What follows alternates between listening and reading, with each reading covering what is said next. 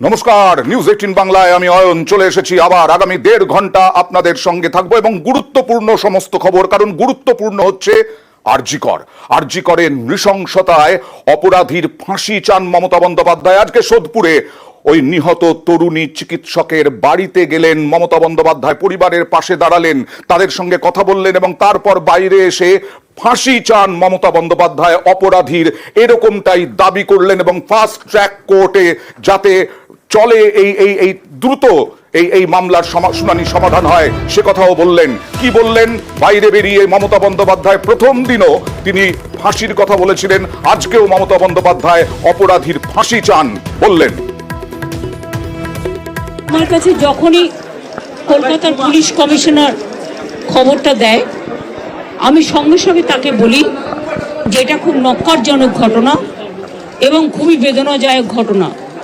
যেই জড়িত থাক তাকে ইমিডিয়েট শাস্তি দিতে হবে এবং আমরা চাই এই কেসটা ফাস্ট ট্র্যাক কোর্টে হোক।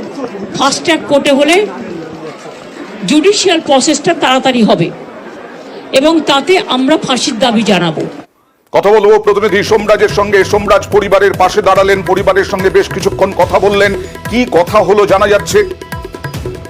দেখো, প্রথমত রাজ্য সরকারের তরফে সব রকম সহযোগিতা করা হবে। দ্বিতীয়ত কলকাতা পুলিশের তরফে গত শুক্রবারের পর থেকে এখনো পর্যন্ত কি কি তদন্ত করা হয়েছে, কাদের কাদের জিজ্ঞাসাবাদ করা হয়েছে, কাকে গ্রেপ্তার করা হয়েছে, তদন্তে কি কি উঠে এসেছে, গোটা বিষয়টি মুখ্যমন্ত্রী মমতা বন্দ্যোপাধ্যায় জানিয়েছেন নিহত তরুণী চিকিৎসকের পরিবারের কাছে, তেমনটি আমরা সূত্র মারফত জানতে পারছি।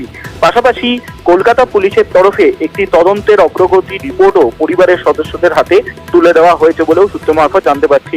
তার কারণ, মুখ্যমন্ত্রী মমতা বন্দ্যোপাধ্যায় যখন পরিবারের সদস্যদের সঙ্গে আলোচনা করেন সেই সময় কলকাতা পুলিশের পুলিশ কমিশনারও উপস্থিত ছিলেন।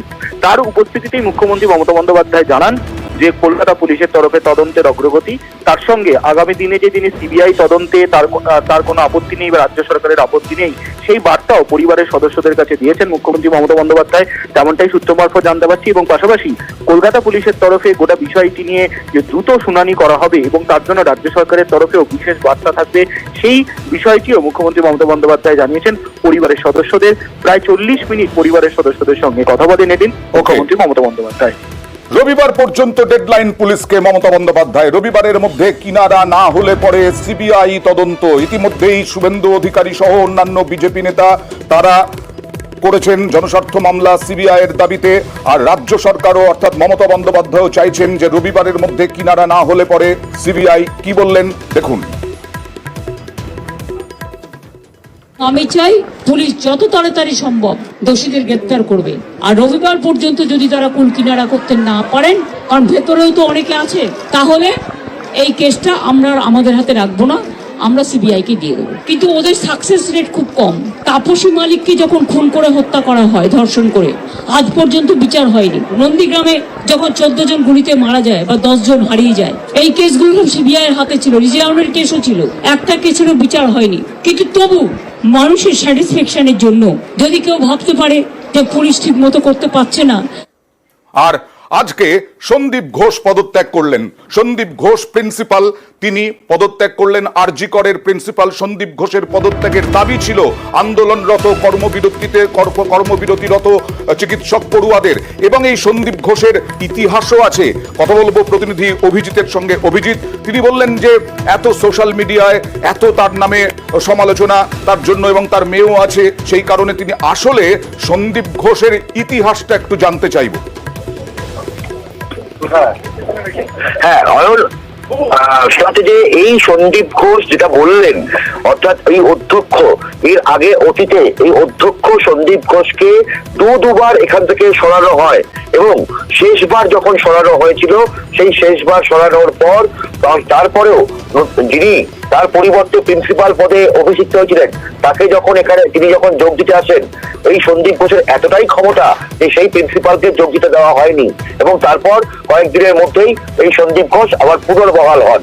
এবং সেখান থেকেই প্রশ্ন উঠছে, সন্দীপ ঘোষ প্রিন্সিপাল হিসেবে আজকে এই কথা বলছেন, কিন্তু তার বিরুদ্ধে ভরি অভিযোগ। হাসপাতাল থেকে হাসপাতালে একসময়কার অ্যাসিস্ট্যান্ট সুপার আক্তার আলী তার বিরুদ্ধে দুর্নীতির অভিযোগ করেছিলেন। এই আরজি কর মেডিকেল কলেজ হাসপাতালের বিভিন্ন 1 বছর আগেও এখানে আন্দোলন হয়েছিল এবং সেই আন্দোলনেও সন্দীপ ঘোষের অপসারণের দাবি উঠেছিল। প্রত্যেক সময় সন্দীপ ঘোষের বিরুদ্ধে অভিযোগ উঠছে। একদিকে সন্দীপ ঘোষ আজকে বলছেন যে তার বিরুদ্ধে গোটাটাই হচ্ছে সোশ্যাল মিডিয়ায়, তার বিরুদ্ধে কাছে আসবো। চাপে নয়, স্বেচ্ছায় পদত্যাগ দাবি সন্দীপ ঘোষের, এবং কোনো দোষ আড়াল করেননি বলেও দাবি সন্দীপ ঘোষের। তরুণী ডাক্তার খুনে মন্তব্য বিতর্কও খারিজ করেন সন্দীপ। ফিরে এসেছি, কিন্তু এইবারে ঘটনা সম্পূর্ণ আলাদা। এখানে রাজনীতি করা হচ্ছে। একটা মেয়েকে, একটা তরুণ ডাক্তারকে ধর্ষণ করা হয়েছে, কি খুন করা হয়েছে সেটা পুলিশ বলবে, সেটা আমি বলতে পারবো না। শুধু এইটুকু বলছি, তার মৃত্যুটা স্বাভাবিক নয়, সেটা আমার মনে হয়েছে একজন ডাক্তার হিসাবে। আর তার দোষ হিসাবে আমাকে দোষী প্রতিপন্ন করা হচ্ছে সোশ্যাল মিডিয়াতে, ফেসবুকে, আপনাদের প্রিন্ট মিডিয়াতে, সব জায়গাতেই। আজকের একটাই খবর, সন্দীপ ঘোষ কেন অধ্যক্ষ আরজি করে এখনো আছে। তাই জন্য আমি মনে করলাম এই নৈতিকতার দায়িত্ব থেকে একজন মানুষ হিসাবে আমি রেজিগনেশন দিলাম। কিছু স্বার্থান্বেষী, কিছু বিরুদ্ধ গোষ্ঠী পুরোটা রাজনৈতিক খেলা নেমেছে, রাজনৈতিক খেলায় মত্ত হয়েছে। আর রাজনৈতিক খেলা আমি কোনোদিন খেলিনি রেজিগনেশন দিতে, আমি স্বেচ্ছায় রেজিগনেশন দিচ্ছি। রাজনৈতিক খেলা চলছে এরকমটা অভিযোগ করলেন, আর অভিজিৎ বললেন ইতিহাসটা দুর্নীতির ভুরি ভুরি অভিযোগ এই সন্দীপ ঘোষের বিরুদ্ধে। আজকে স্বাস্থ্য ভবনে যখন ইস্তফা দিতে যান, সেখানে বললেন আরজি কর একটা ঘুঘুর বাসা। দেখুন,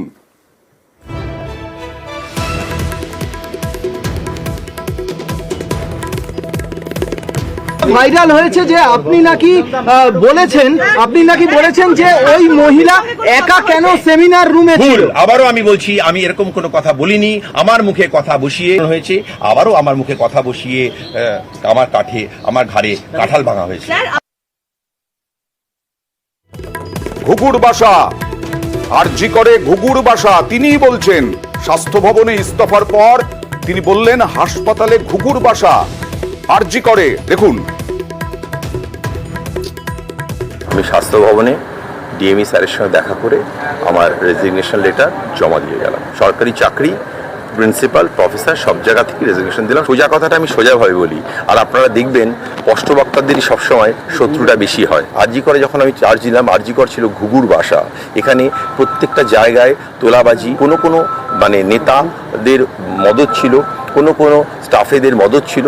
আমি সেইগুলোকে সমস্ত ভেঙে দিয়েছি। অনেক প্রফেসররা এর মধ্যে ইনভলভ আছে, যারা বিভিন্ন অ্যাডজাস্টমেন্ট আমার সঙ্গে করে পারেনি, তাই জন্য তারা সবাই আমার বিরুদ্ধে। অভিজিৎ, উনি তো বলছেন রাজনীতির খেলা চলছে। উনি তো বলছেন যখন চার্জ নিয়েছিলেন তখন ঘুঘুর বাসা, তার মানে তো ভালো করতে চেয়েছিলেন, কিন্তু তার বিরুদ্ধেই দুর্নীতির ভুরি ভুরি অভিযোগ। ঠিক একদমই। এই সন্দীপ ঘোষের আগে যিনি এখানকার অধ্যক্ষ ছিলেন শুদ্ধধন ঘটকব্যাল, তার বিরুদ্ধে তো এরকম কোনো অভিযোগ ওঠেনি। এই তার আগের যারা অধ্যক্ষ ছিলেন তাদের বিরুদ্ধে তো এইরকম কোনোদিন অভিযোগ ওঠেনি। এখানে ছাত্রদের একাংশ তার বিরুদ্ধে অভিযোগ করেছিলেন যে নির্দিষ্ট একটি রাজনৈতিক দলের মদতপুষ্ট হয়ে এই অধ্যক্ষ প্রিন্সিপাল সন্দীপ ঘোষ দিনের পর দিন ধরে ছাত্রদেরকে হুমকি দিয়েছেন যে তার কথা মতন কাজ না করলে তাদেরকে ফেল করে দেওয়া হবে। এমনকি এমন অভিযোগ দিনের পর দিন উঠেছে যে এখানকার বেশ কিছু ইন্টার্ন এবং আন্ডার গ্রাজুয়েট ছাত্রছাত্রী তারা সন্দীপ ঘোষের ধামা ধরা বলে সাদা খাতা জমা দিয়েও তারা দিব্যি প্রচুর নাম্বার পেয়েছেন। এই নানা অভিযোগ, এমনকি হাসপাতালের পার্কিং থেকে শুরু করে এখানকার বিভিন্ন দামি দামি যন্ত্রপাতি কেনার ক্ষেত্রে যে টেন্ডার, সেই টেন্ডারে অস্বচ্ছতা ছিল, এমনটাও অভিযোগ উঠেছিল। হাসপাতালের যিনি অ্যাসিস্ট্যান্ট সুপার ছিলেন আক্তার আলী, তিনি সন্দীপ ঘোষের বিরুদ্ধে লিখিত অভিযোগ করেছিলেন। তাহলে এই সন্দীপ ঘোষ আজকে এই কথা বলছেন, সরকারি চাকরিও ছাড়লেন। হ্যাঁ ঠিকই, তিনি আজকে বলছেন সরকারি চাকরি ছাড়লেন, কিন্তু এই যে তার বিরুদ্ধে যে এত অভিযোগ এবং একটা সময় ঘরের চাপ এবং বাইরের চাপ দুটো মনে হয় আর তিনি রাখতে পারলেন না, এবং ইনএনিমাসলি সর্বসম্মতভাবে এই আন্দোলনকারী জুনিয়র ডাক্তারদের সবার প্রথম দাবি ছিল এই অধ্যক্ষ সন্দীপ ঘোষকে অপসারণ করতে হবে। এবং তার ফলে সন্দীপ ঘোষ সরকারি চাকরিও ছাড়লেন, সরকারি চাকরি থেকেও পদত্যাগ সন্দীপ ঘোষের। সন্দীপ ঘোষের বিরুদ্ধে অভিযোগ ছিল, সন্দীপ ঘোষের বিরুদ্ধে আন্দোলনকারীদের অভিযোগ ছিল, তাকে সরানোর কথা বলা হয়েছিল। তিনি বললেন কোনো চাপে নয়, স্বেচ্ছায় তিনি ইস্তফা দিয়েছেন এবং ইস্তফা জমার পর স্পষ্ট করলেন তিনি সরকারি চাকরিও ছাড়লেন। আবার তিনি বলছেন যে ঘুঘুর বাসা হয়ে উঠেছিল আরজি কর। আমি স্বাস্থ্য ভবনে ডিএমই স্যারের সঙ্গে দেখা করে আমার রেজিগনেশন লেটার জমা দিয়ে গেলাম। সরকারি চাকরি, প্রিন্সিপাল, প্রফেসর সব জায়গা থেকে রেজিগনেশন দিলাম। সোজা কথাটা আমি সোজাভাবে বলি, আর আপনারা দেখবেন স্পষ্ট বক্তাদেরই সবসময় শত্রুটা বেশি হয়। আরজি করে যখন আমি চার্জ দিলাম, আরজি কর ছিল ঘুঘুর বাসা। এখানে প্রত্যেকটা জায়গায় তোলাবাজি, কোনো মানে নেতাদের মদত ছিল, কোনো স্টাফেদের মদত ছিল। আমি সেইগুলোকে সমস্ত ভেঙে দিয়েছি। অনেক প্রফেসররা এর মধ্যে ইনভলভ আছে যারা বিভিন্ন অ্যাডজাস্টমেন্ট আমার সঙ্গে করে পারেনি, তাই জন্য তারা সবাই আমার বিরুদ্ধে। সুপার অধ্যক্ষ, চেস ডিপার্টমেন্টের হেডকেও সরানো হয়েছে, তাতেও কর্মবিরতি এখন চলবে। কর্মবিরতিতে অনড় আন্দোলনকারীরা। কর্মবিরতির ছবি দেখাবো। কর্মবিরতি কি হচ্ছে?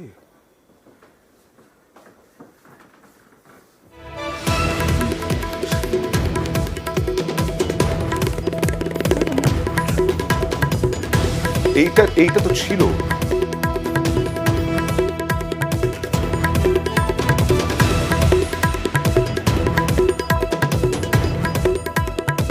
সব হাসপাতালে কর্মবিরতি চলবে এমনটাই জানিয়ে দিয়েছেন আন্দোলনকারীরা।